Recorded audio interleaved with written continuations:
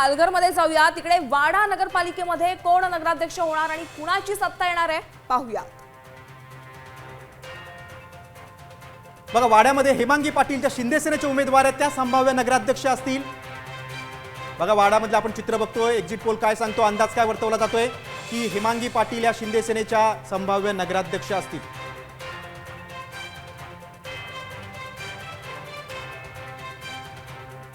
शिंदे सेनेचे 15 नगरसेवक निवडून येतील असा अंदाज आहे। नक्कीच, आणि याबाबत आमचे प्रतिनिधी फयाज शेख यांनी नेमका काय अंदाज वर्तवलेला आहे तो देखील पाहूया। पालघर जिल्ह्यातील वाडा नगर पंचायतची निवडणुकी नुकतीच पार झालेली आहे। यामध्ये सध्या वाडा नगर पंचायतमध्ये तिरंगी लढत होत असून एकूण नगराध्यक्षपदासाठी 4 उमेदवार रिंगणात आहेत। भाजपकडून रीमा गंदे ही निवडणूक रिंगणात उभी असून दुसरीकडे महाविकास आघाडीकडून निकिता गंदे ही देखील उभी आहे आणि शिवसेना शिंदे गटाकडून हेमांगी पाटील ही देखील उभी आहे।